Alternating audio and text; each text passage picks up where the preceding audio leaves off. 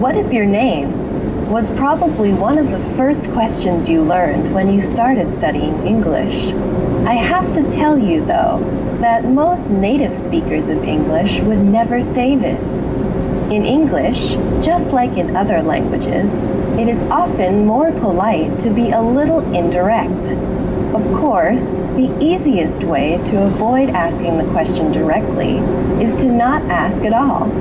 Just introduce yourself, and most people will respond by doing the same.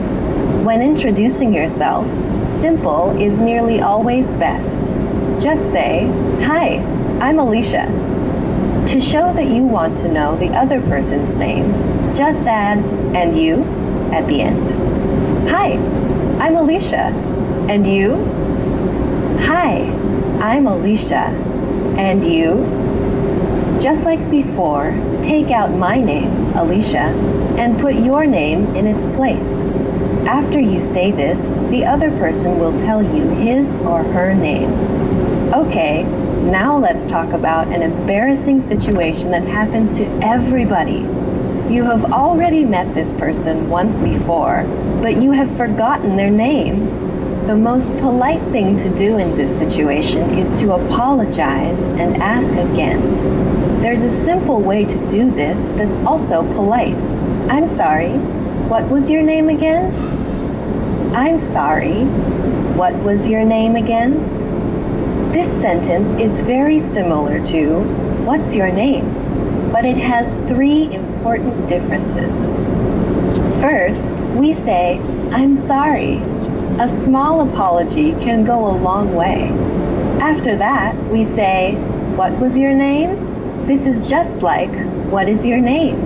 But instead of is, we use the past tense was. This is really important as it tells the other person that you remember meeting them. You haven't forgotten him or her. You have just forgotten the name.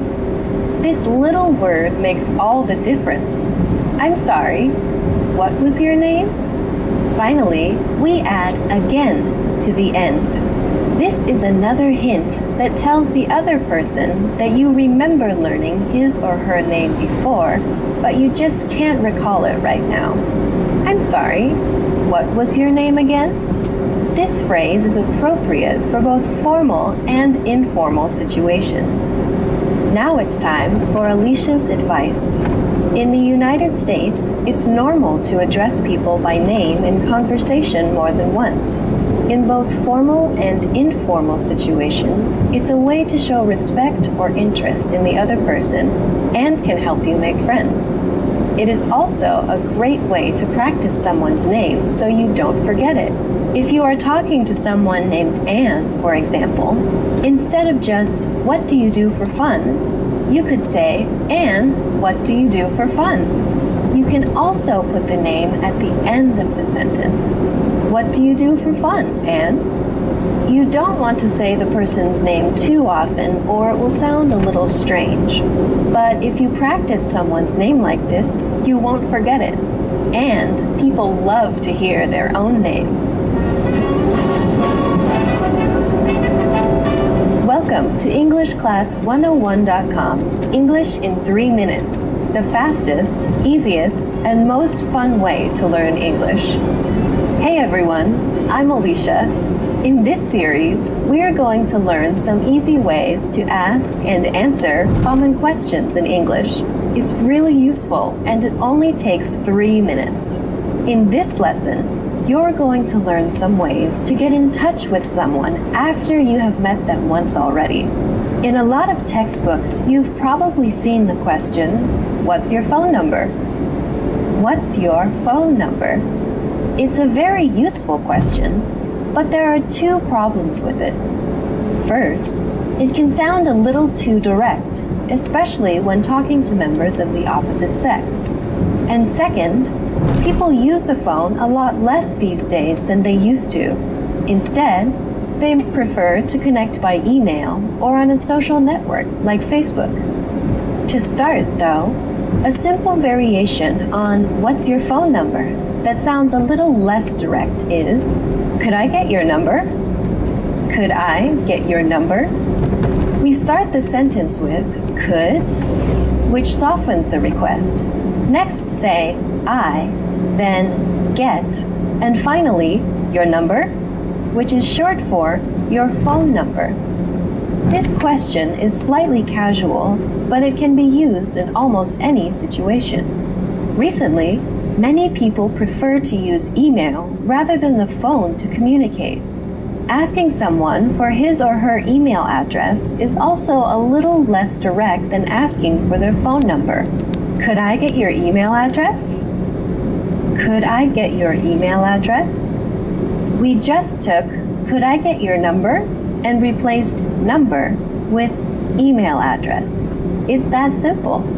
Could I get your email address? If someone asks you either of these questions, you can reply by saying, sure, my phone number is, sure, my phone number is, or sure, my email address is, sure, my email address is, or sure, it's, and then say your phone number or email address at the end. By the way, if you're having any trouble with numbers, check out EnglishClass101.com's core word lists for these and other key vocabulary words. Each word comes with a picture, audio samples so you can perfect your pronunciation, and sample sentences and phrases so you can master its use in a sentence. Recently, many people use social networks like Facebook or LinkedIn or an online chatting service like Skype to communicate. People might ask you about these, especially if they are younger. If someone wants to connect with you through one of these services, they may simply ask, "Are you on?" followed by the name of the service. Are you on Facebook? Are you on Facebook? Are you on LinkedIn? Are you on LinkedIn? Are you on Skype? Are you on Skype? To answer, you can simply say, yes, I am, or no, I'm not. If you respond with, yes, I am, the other person may ask how they can connect with you on one of these services. Of course, if you're not on one of these services, they won't be able to contact you. If you still would like to stay in touch with the person, though, you can say, no, but my email address is, or no, but my phone number is, and then say your email address or phone number. By telling the other person a different way they can contact you, you'll show them that you want to hear from them. Now it's time for Alicia's advice. If you ask someone for their phone number, their email address, or some other form of contact information, they will usually give it to you if you have gotten to know them a little beforehand. If you ask too early in the conversation, though, they may be hesitant about sharing that information. The key is to make sure you talk for some time before requesting this kind of personal information. Welcome to EnglishClass101.com's English in 3 minutes, the fastest, easiest, and most fun way to learn English. Hey everyone, I'm Alicia. In this series, we're going to learn some easy ways to ask and answer common questions in English. It's really useful, and it only takes 3 minutes. In this lesson, you're going to learn how to ask and say where you live.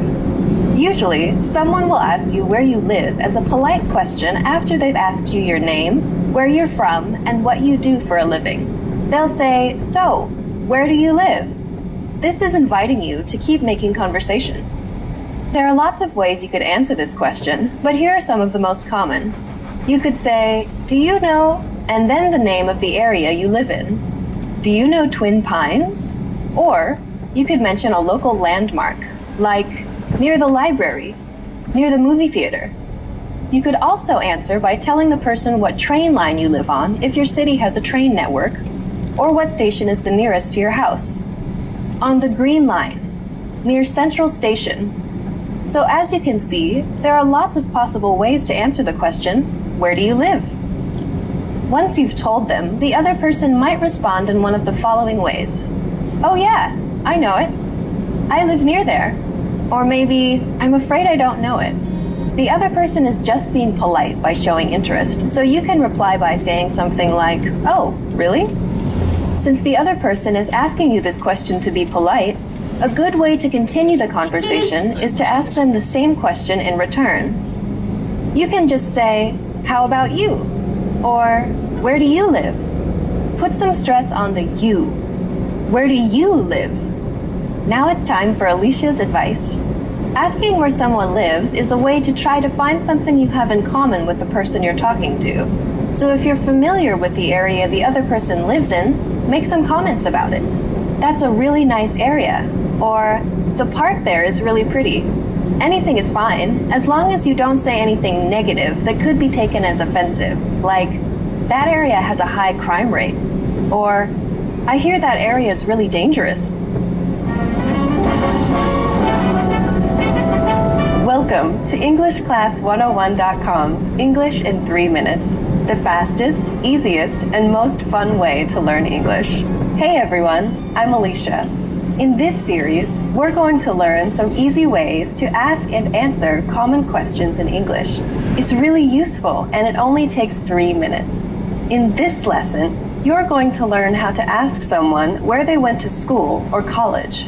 Asking someone where they went to college is a good small talk question and conversation starter. However, you have to be careful not to offend people if they didn't go to college. We'll tell you how to do this. The question is simple. If the other person is over 22, it's likely they will have left college already, so you ask using the past tense. Where did you go to college? You could also say, where did you go to school? In American English, depending on context, school often means the same as college. If the other person is British or European, however, they're more likely to say, where did you go to university? The answer to this question is really easy. All you say is, I went to university in city. I went to Southern Oregon University in Ashland. If the name of the city or town is part of the university's name, like Tokyo University or Oxford University, you can add the name of the country instead. I went to Tokyo University in Japan. Once you've heard the other person's answer, it's polite to make some kind of comment. For example, wow, that's a really famous university. Or just, oh, really? Sometimes, when you ask, where did you go to college? The other person might reply, I didn't go to college. In this situation, you should be careful how you reply so as not to appear rude. It's polite to not act surprised, but instead make a positive comment like, oh, really? Or ask a question like, did you go straight into a job? Now it's time for Alicia's advice. A good follow-up question to keep the conversation going is to ask the other person, what did you study? Or what was your major? This gives them an opportunity to talk about something they're interested in. In the next lesson, you'll learn how to ask another basic question about the other person, which often features in first-time conversations between native speakers. That's, do you have any brothers or sisters? See you next time.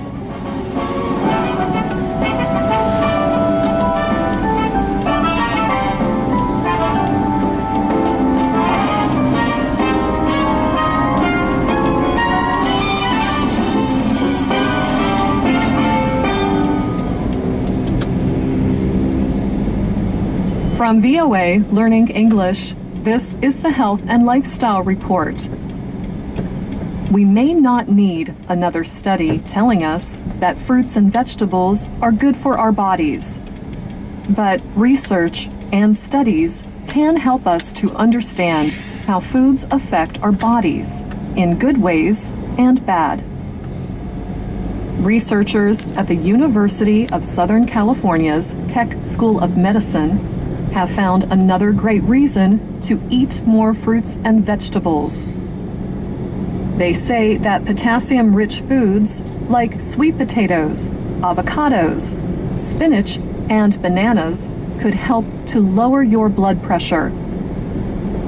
High blood pressure, or hypertension, is an international problem. Experts at the World Health Organization say more than 1 billion people suffer from high blood pressure. The condition causes 51% of deaths from stroke and 45% of deaths due to heart disease. Health officials in the U.S. say heart disease and stroke together kill more Americans each year than any other cause. Years of research have linked sodium, or salt, intake to increased blood pressure. So officials advise people to use salt in moderation. Experts at the United States Centers for Disease Control and Prevention say Americans get most of their sodium, about 75%, from processed foods and eating at restaurants. This is a good reason to eat fresh food prepared at home. Alicia McDonough is a professor of cell and neurobiology at the Keck School of Medicine. She led this recent study.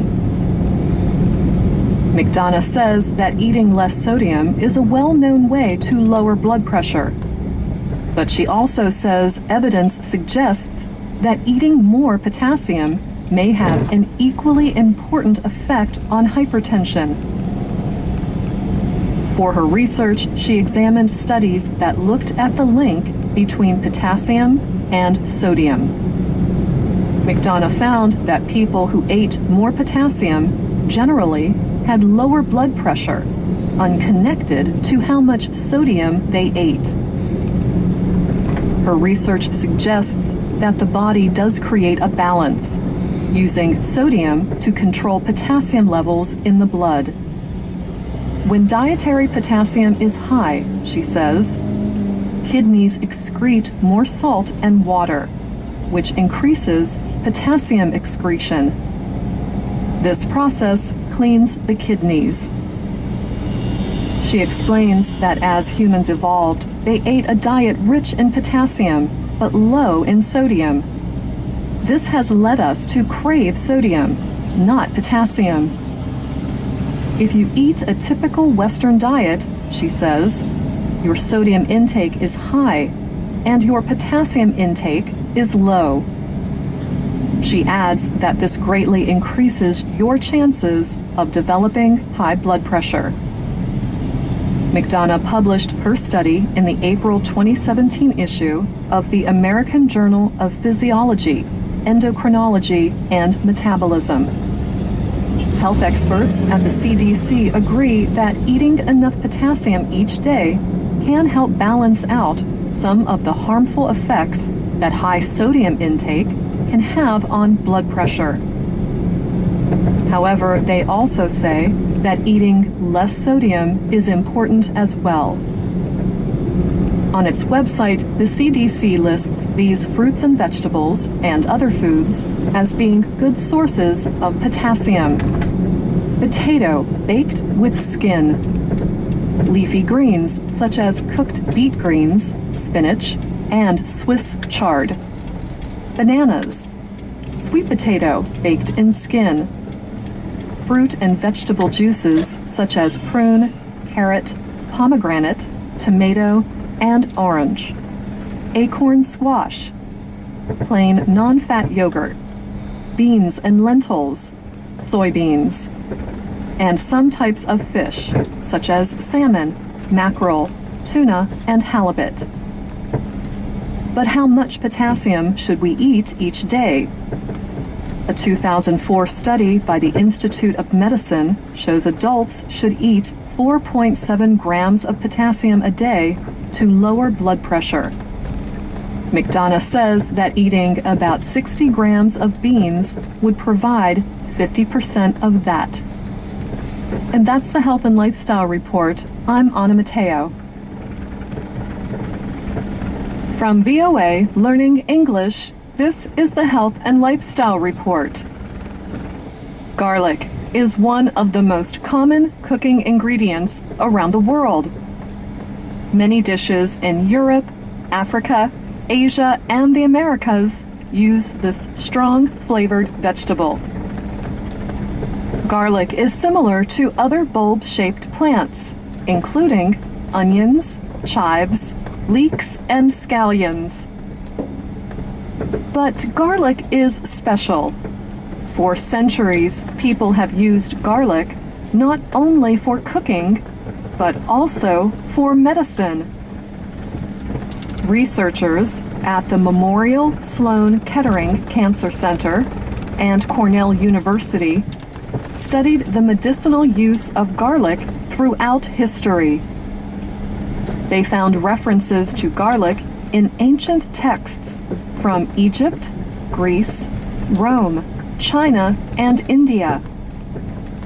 For example, in ancient Greece and Rome, people considered garlic an aid to strength and endurance.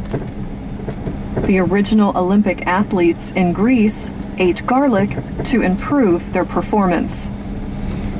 The ancient Romans fed garlic to the soldiers and sailors. Workers who built the pyramids in Egypt ate garlic. In fact, this is a theme throughout early history. Workers eating garlic to increase their strength. But why is garlic such a healthy food? The short answer is that garlic creates a gas called hydrogen sulfide. At first, hydrogen sulfide does not seem very healthy. In fact, it is toxic and flammable. It smells like rotten eggs. But it does an important job in our bodies. Hydrogen sulfide relaxes blood vessels. Relaxing blood vessels, in turn, allows more oxygen to travel to the body's organs. It lowers high blood pressure and protects the body against cardiovascular disease. Cardio relates to the heart, and vascular relates to blood vessels. Some researchers in China have gone so far as to call hydrogen sulfide the key to a longer life. In a 2007 study, researchers at the University of Alabama at Birmingham studied how garlic increased hydrogen sulfide and how that, in turn, affected red blood cells. David Krauss led that study